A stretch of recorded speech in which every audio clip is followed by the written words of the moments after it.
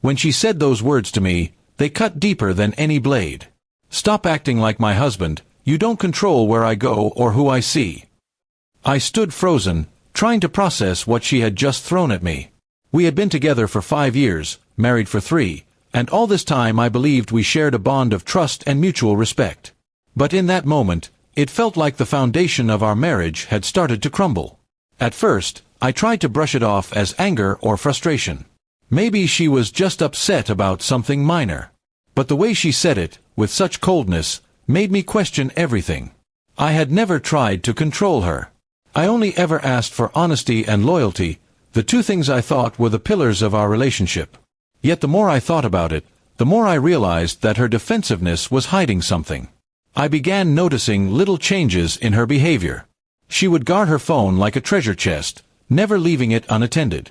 Late-night texts became common, and when I asked who it was, she would roll her eyes and accuse me of being insecure.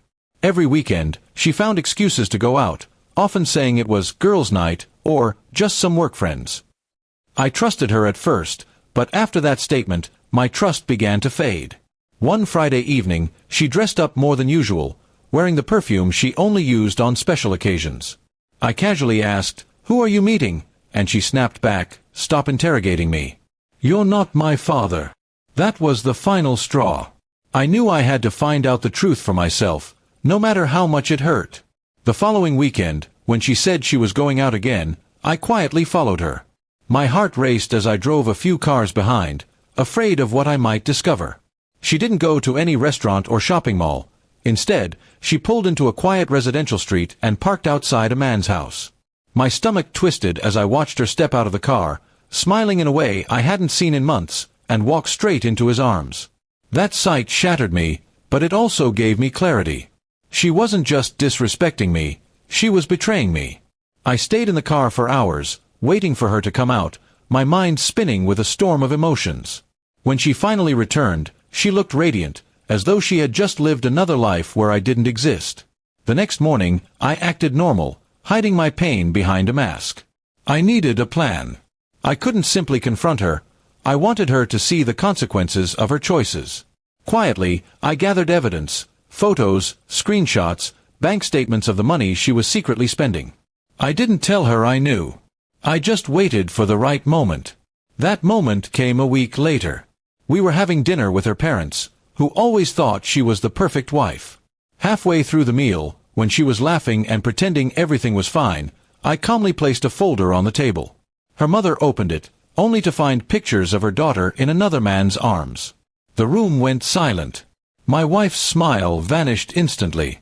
Her father looked at her with disappointment, her mother gasped in shock, and she glared at me as if I had stabbed her. "How could you do this to me?" she hissed. I leaned forward and said, "No, how could you do this to us? To me, to this family? You wanted freedom, and now you have it." I stood up, placed my wedding ring on the table, and walked out. The silence in that room followed me all the way home. By the time she returned later that night, I had already packed my things. I didn't give her a chance to explain, because her actions had already spoken louder than words ever could. In the weeks that followed, she tried to call and text me, begging for another chance. But I ignored her.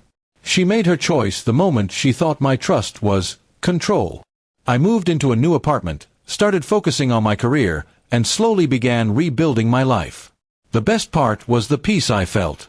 No more lies, no more late-night fights, no more walking on eggshells. I had been free the moment I let her go.